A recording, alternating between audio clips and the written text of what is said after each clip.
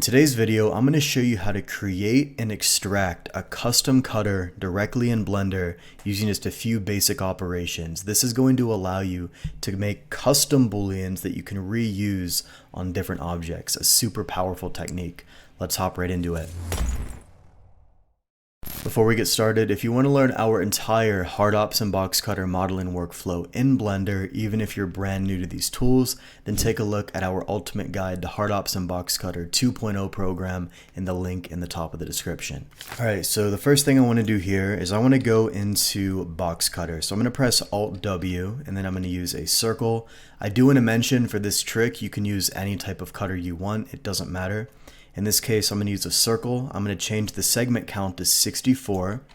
And then I'm just going to get in here. I'm going to cut in basically a custom boolean. This can be any shape you want. You can make your own. So I'm just going to get in here and I'm going to quickly create a custom shape. If this is too quick for you, then obviously I have plenty of other tutorials so you can learn how to model very quickly. But the first thing I want to do is I want to make this shape right here, which looks good. And then I'm going to press Shift A to add in a cylinder. I'm going to change the segment count to 64, right click to shade auto smooth, and then just kind of scale this down. Move this over to here, move this up, right about there is fine. And then I'm going to use this right here to cut the cutter. So shift click on the boolean, run a boolean on that.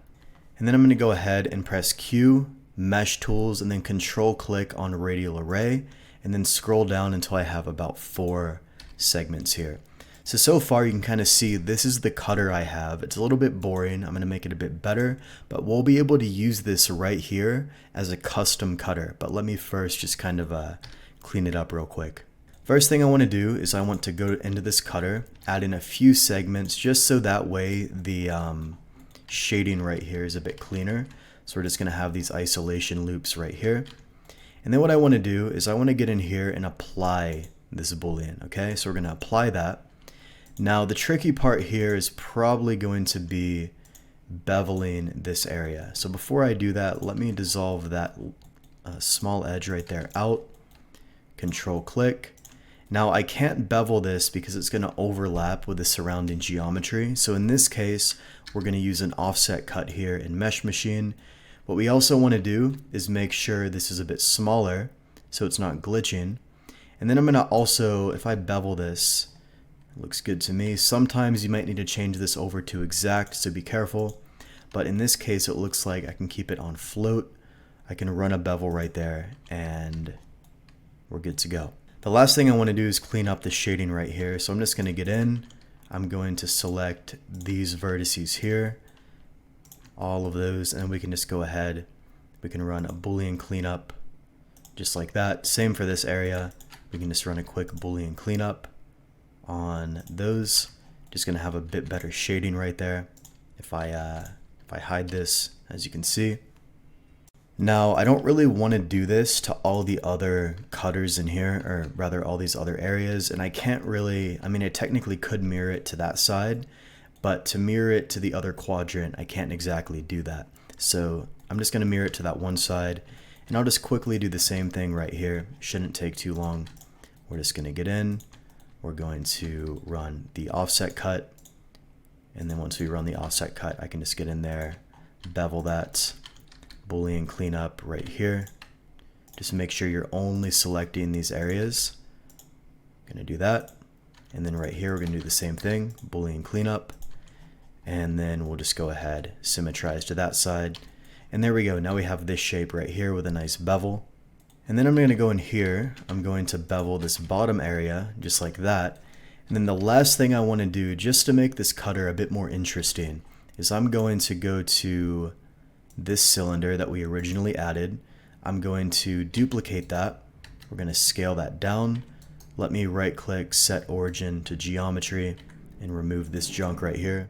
And then I can basically get in here, I can scale that down, and then use this to cut a boolean in here.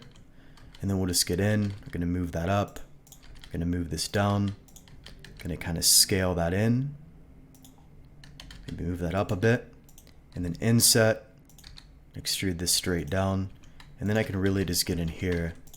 I can bevel this area, I can bevel Let me flip the normals there. I can bevel in that direction. Maybe add in a chamfer right here, and then a bevel here on the bottom as well. And then I can just go in, mesh tools, control click on radial array, and now I have this cutter, this shape right here. Now currently the actual cutter object is only this one. This is not what I want. What I first want to do is combine this into one single cutter, okay? So let me just get in here, let me smart apply this, and then let me also smart apply this just so everything is good. And then I'm going to go ahead, can also adjust the auto smooth there if that's making a mess. But basically what I want to do here is I want to join this cutter object with this one right here. So Control J to join that. And now this is basically acting as a single boolean. You can kind of see this is the single boolean operation. And if I were to go into this object right here, let me go ahead and hide that and just slightly adjust the auto smooth angle. What you can see right here is this is the boolean. It's completely non-destructive. So essentially all I need to do here is go into the box helper menu, go over to extract, and then with extract what I can do is basically, let me start in the corner, so I can basically cut through here, double click, and it's going to sample. I don't know if you saw that, but it's going to sample the cutter. And now if I go in here and add in another cube, you're going to see we're using the custom cutter feature. It's set to the extraction, the object we just extracted, and then I can literally get in here, let me change this to center, and I can use this object as a custom cutter, which is super cool. You can also change the depths. You can kind of see, like if I go in here, I can go a little bit deep, or I can just pull that all the way down, which will be the same distance as we had on this one over here. So I can use this on any shape, on any object. I could even do this on a cylinder if I wanted to, although the shading might be a bit crazy. But I could really just get in here, I could get in there, use that as a custom cutter. It's not as perfect because obviously that's a slanted surface, but on like a flat surface here, from the top, you can see we have the same exact cutter. So that's basically how you can create a custom boolean option, a custom cutter that you can use on any single object you want in your scene over and over and over again. And these will never go away. They're going to stay here in the custom cutter section for you to switch between whenever you want them. That's it for today's video, guys. If you want to learn our entire hard ops and box cutter workflow from start to finish, completely from scratch, check out our ultimate guide, the Hard Ops and Box Cutter 2.0 program.